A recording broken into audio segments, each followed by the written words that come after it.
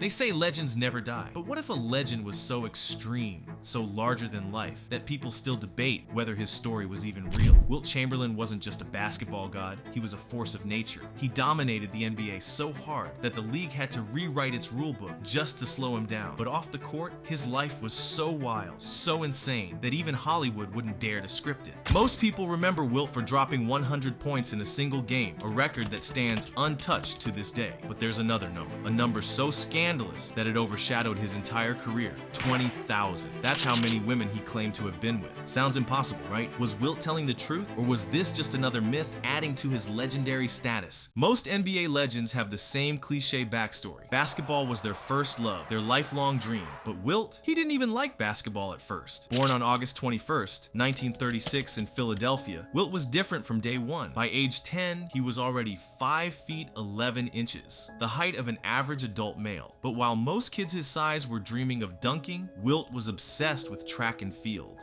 And here's the crazy part. If things had gone differently, we might not even be talking about Wilt as an NBA player today, because this dude was an Olympic level athlete before he ever stepped on a basketball court. He cleared 6 feet 6 inches in the high jump, good enough to compete with elite Olympians of his time. He ran the 400-meter dash in under 49 seconds as a teenager. He was a powerhouse in the shot put, proving he had both raw strength and explosive agility. That alone is insane. Most people know Wilt as a giant who dominated the paint, but what's mind-blowing is that he could have been an elite sprinter and jumper too. That level of agility at his size? Unheard of. But as he got older, one thing became obvious. Basketball was his destiny. At 14 years old, he shot up to 6'11", and suddenly, every coach in Philadelphia had their eyes on him. His freakish athleticism made him a nightmare on the court, and once he committed to the game, there was no stopping him. By the time he reached high school, he wasn't just good, he was a one-man wrecking crew, and that's where the legend of Wilt Chamberlain truly began. In high school, Wilt wasn't just playing basketball, he was breaking records every time he stepped on the court, and before he even turned 18, he was already being called the most dominant prospect in basketball history. But how dominant was he really? The numbers will blow your mind. He averaged over 37 points per game as a sophomore. By his senior year, that number skyrocketed to 47 points per game. In one game, he scored 90 points. Yes, 90. And remember, this was before the three-point line even existed. With slower paced games and against double and triple teams, Wilt was scoring at will. Coaches, scouts, and even NBA teams were already talking about him before he had even played a minute of college basketball. At the time, NBA rules required players to finish college before going pro, so Wilt had to make a choice. Where would he take his talents? His decision? It sent shockwaves through the basketball world. Wilt Chamberlain didn't just pick any school. He chose Kansas, where he immediately became the most hyped player in college basketball history. Back then, freshmen weren't allowed to play varsity, so when he finally debuted, he dropped 52 points and grabbed 31 rebounds in his very first game. That wasn't just impressive, it was a college basketball record. Throughout his college career, Wilt was nearly unstoppable. He led Kansas to the 1957 NCAA championship game against North Carolina, a game that went into triple overtime. Even though he put up 23 points and 14 rebounds,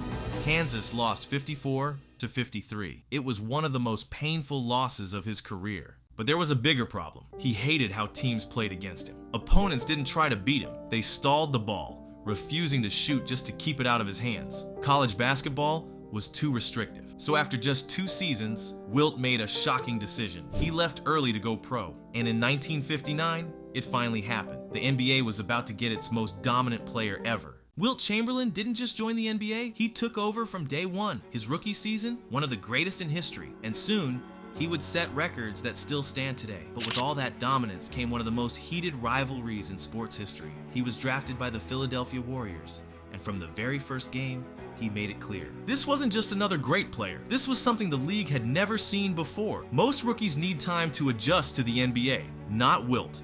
His first season stats, 37.6 points and 27 rebounds per game. Yes, you heard that right, as a rookie. To put that in perspective, no other player in history has come close to averaging those numbers in their first season. And just to make things even crazier, Wilt won both Rookie of the Year and MVP in the same season. A feat almost unheard of. But while Wilt was statistically unstoppable, there was one man standing in his way: Bill Russell.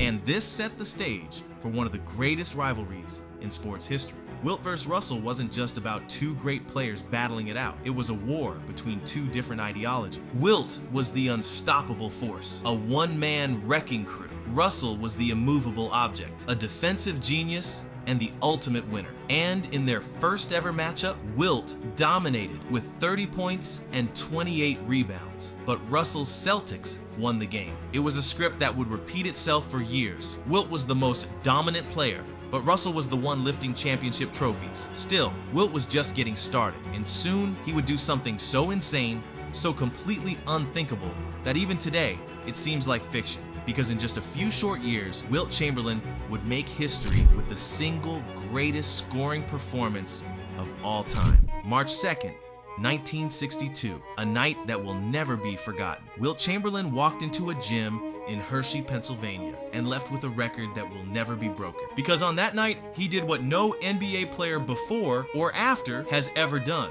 He scored 100 points in a single game. But what's even crazier, the full story behind that night is even more unbelievable than the number itself. A quiet, half-empty arena. No TV cameras, no sold-out crowd. Just 4,124 fans expecting a regular season game between the Philadelphia Warriors and the New York Knicks. What they got? The most legendary performance in basketball history that it still hasn't been matched more than 60 years later. By this point, Wilt Chamberlain was already putting up video game numbers.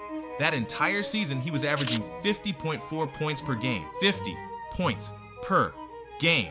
Teams had tried everything to stop him. Double teams, triple teams, entire defensive schemes just to slow him down. Hack-a-Wilt tactics. Opponents started fouling him constantly, forcing him to shoot free throws, his biggest weakness, stalling the game. Some teams literally held the ball just to waste time and limit his shots. And on March 2nd, the Knicks were about to find out just how unstoppable Wilt really was. And right from the start, Wilt went nuclear. The 100-point explosion. The crowd was going crazy. Even Knicks players later admitted they were caught up in the moment. Fans rushed him, teammates lifted him up, and the iconic image of Wilt holding a piece of paper with 100 written on it was born. Since that night, many NBA legends have had monster games, but none have come close. Kobe Bryant's 81-point game in 2006 was the closest anyone has gotten. Even in today's high-scoring era, LeBron, Durant, Curry, none of them have even come near triple digits. Wilt's 100-point game isn't just a record. It's a myth, a legend, an achievement so unreal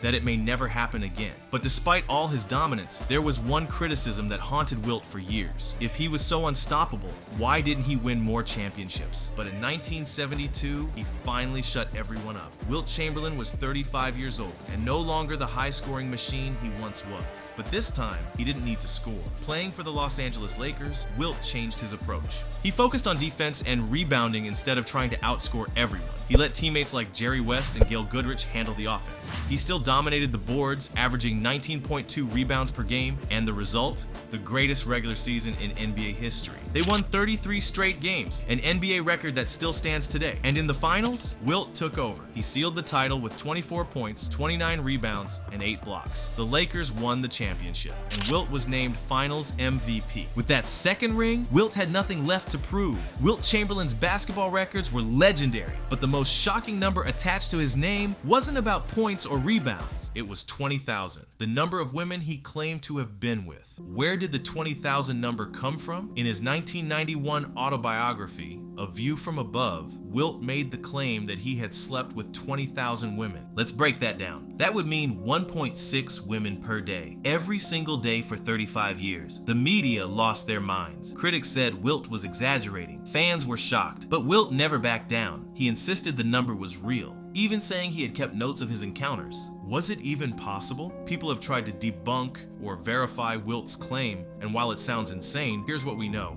Wilt was 7 feet 1 inch, rich, famous, and constantly surrounded by admirers. He never got married or had long-term commitments. Friends and teammates confirmed he had an active social life, but even they weren't sure about 20,000. Some believe he exaggerated for attention. Others think he was dead serious. Later in life, Wilt admitted that he regretted how people focused on that number instead of his basketball achievements. His famous quote, "For men who think that having 1,000 different women is really cool, I have found out, but you have to first find out They're having one woman 1,000 different times of what's really happening. But by then, the myth of Wilt's lifestyle had already taken on a life of its own. Wilt Chamberlain wasn't just larger than life, he seemed unstoppable. But even the most dominant man in NBA history couldn't outrun time. And in 1999, the world was shocked by the sudden death of a legend. Superstar who dominated basketball in the 1960s and 70s was found dead today at his home in Los Angeles. The cause? Heart failure. Wilt Chamberlain wasn't just a player, he was a phenomenon, a myth, a force the world had never seen. And decades later, people still say his name, because legends,